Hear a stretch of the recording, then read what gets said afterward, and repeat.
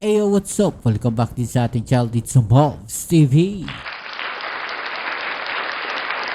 Alright, so tayo nagbabalik muli mga kababayan at ngayon ay pag-uusapan natin, no? Etong si Baste Duterte. Darating kaya mga kababayan dito po sa laban nila ni General Torre.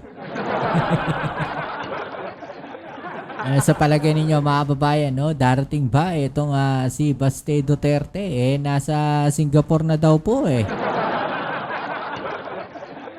No, dahil eto nga mga kababayan, sabi dito sa balita, Torre versus Duterte boxing ring.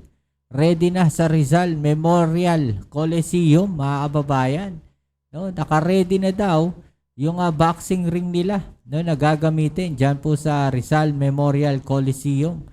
Mga kababayan, nakatayo na ang boxing ring sa Rizal Memorial Coliseum para sa charity match sa pagitan nila Philippine National Police Chief General Nicolas Torre III at Davao City Acting Mayor Baste Duterte. Mga kababayan, ready na yung boxing ring. Si Baste na lang yung inaantay ng boxing ring mga kababayan. Okay, so yan ang ating alamin ngayon at pag-uusapan. Pero syempre bago ang lahat, please don't forget to subscribe, like, share, comment dyan sa comment section. Okay, so shoutouts muna tayo sa mga followers at mga subscribers natin dyan. Maraming salamat sa inyong suporta. Kayo po ba sa palagay ninyo mga kababayan, no?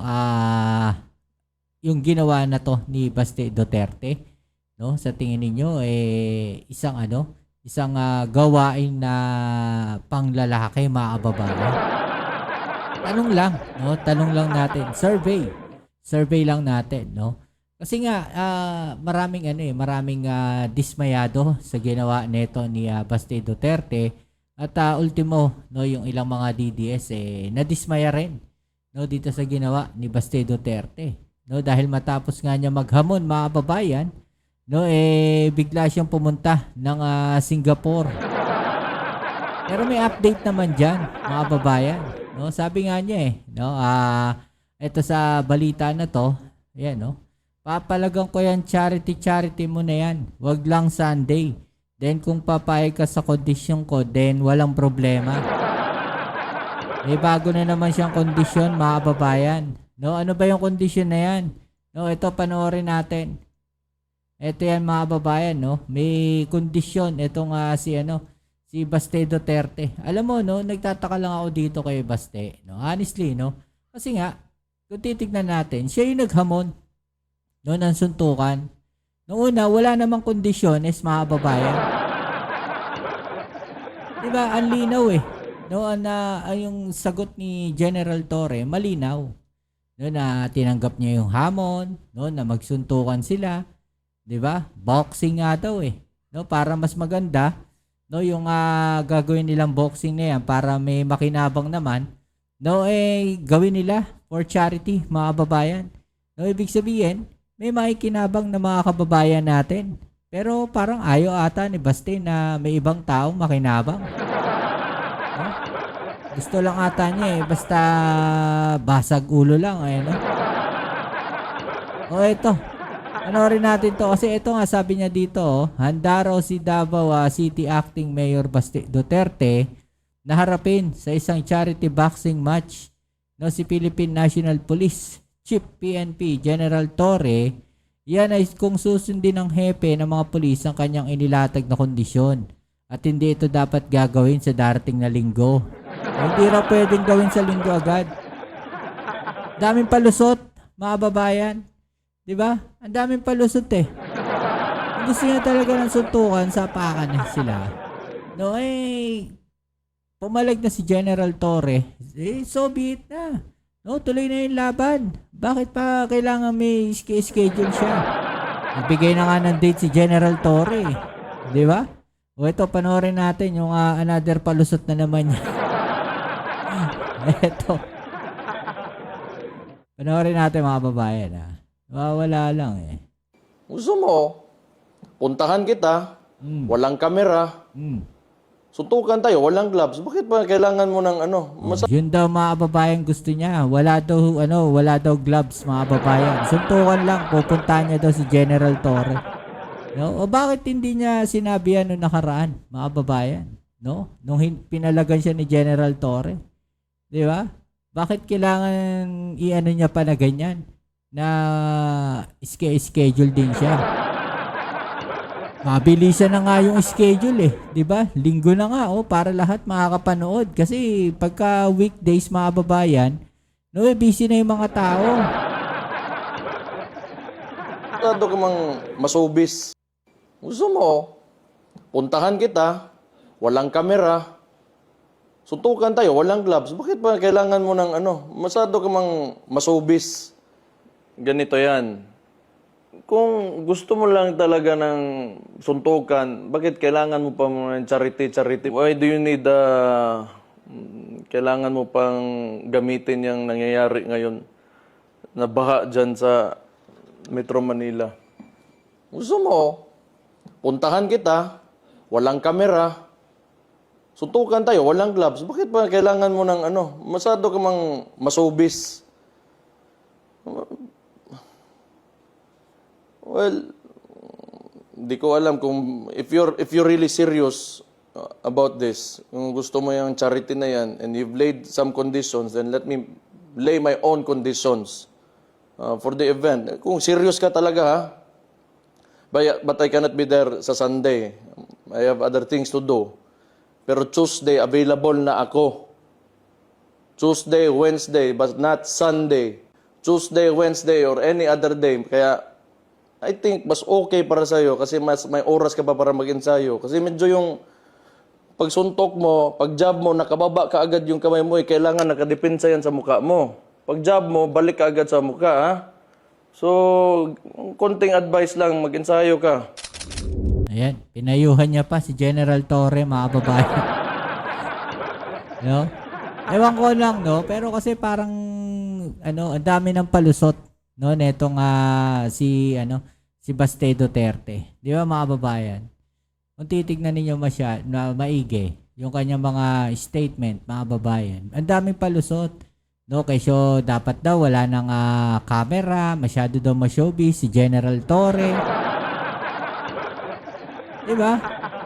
Kasi kung gusto niya talaga ng suntukan, ayan na nga charity match na nga yan eh. Pinakakaabangan na nga, andyan na nga yung boxing ring Talagang matapang, no? Itong naghamon na to, itong si Baste Duterte, mga babayan. No, sabi nga nung mga nababasa natin na siya yung naghamon, no, wala siyang karapatang mag-set ng condition, mga babayan, dahil kaduwagan daw 'yon. No, para sa isang tao, no, do sa tribo nila na ganyan na siya yung naghamon, pero ang dami niyang kondisyones. Una, sabi kondisyon niya, mga babayan, papa-hair follicle test daw lahat ng halal ng bayan. Di kasama din siya doon. Kasama lahat. Diba? Hanggang kagawad lang, hanggang SK yan, mga kababayan. Hanggang SK yan. Diba? Halal ng bayan mula presidente hanggang SK yan. Lahat ba yan? Masisiguro mo na papayag? Di ba? Kung talagang gusto niya ng laban, kung gusto niya ng boxing, boxing lang. Di ba? Yan na nga, binigyan ka na ng magandang laban ni General Torre, pero ayaw mo pa rin. Pagka gusto, di ba, may paraan. Di ba, mga babayan? Pero pagka ayaw, maraming dahilan. Ganun talaga.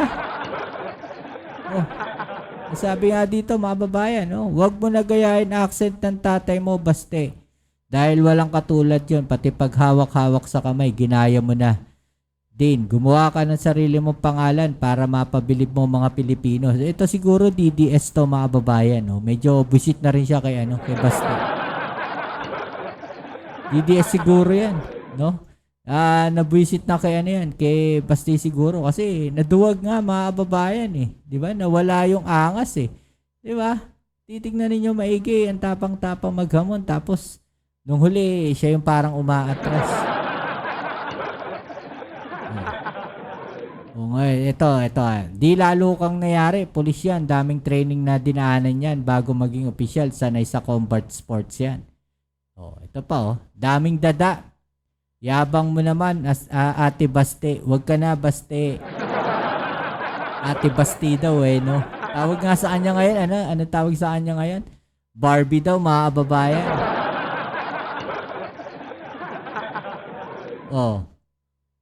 All bark, no bite, mga kababayan, sabi sa kanya. Alibay, puro alibay, let's get it on. Diba? Laban na, kung magsasapakan, edi, ayan na nga, binigyan ka ng magandang laban ni General Torre. Ayaw mo pa ba niyan? Diba? Ikaw na yung binibigyan ng magandang laban ni General Torre. Tapos ayaw mo pa? Nag-set na nga ng date. Diba? Naka-ready na nga yung boxing ring. Ayaw mo pa? Diba mga kababayan? Hanapin nga natin yung boxing ring na yan mga kababayan. Papakita rin natin sa inyo na naka-ready na yung boxing ring na sinasabi. Diba? Hanapin lang natin yan. Makikita rin natin yan mga kababayan. Alam nyo kung talagang matapang tong si Baste Duterte. Haharap yan. Kaya lang hindi humarap Diba? Medyo nakita rin natin na umiiwas din siya Ito mga kababayan yung boxing ring Ready na Diba? Ayan na Atayo na yung boxing ring. Diba? Boxing ring nila, naka-ready na mga kababayan. May mga judges seat pa nire-ready na, may judge pa. Diba mga kababayan? Meron pang meron pang mga referee na gusto nang mag-volunteer mga kababayan. Diba? Alam nyo, masasabi natin dito, kung talagang etong si Baste, lalaban, mga kababayan, lumaban na lang. Magsuntukan na lang o magsusuntukan. Hindi yung ang dami niya pang satsat, di ba? Tapos pagka si General Torre na yung hindi ready, sila na yung maraming kantsaw. Ang dami na nilang sasabihin yun. Di ba? Sila na yung maraming maraming idadahilan dyan, maraming banat, maraming masasabi kay General Torre. Diba? Pero nung si General Torre na nag-set sa kanila, ang dami na nilang palusot. Ganyan sila magagaling Diba? Maghahamon sila, magbabanta sila. Pag pinatulan sila, mga kababayan, puro alibay na, puro palusot na. Ano masasabi niyo dyan? I-comment na lang sa ibaba yung mga opinion at atin yung pag-usapan. Alright? Siyan muli, maraming salamat sa lahat ng mga patuloy na kasuporta dito sa ating channel. Kita-its po tayo sa ating next video upload. Dito muli ang inyong Kuya Mobs sa Mobs TV. Peace. I'm out.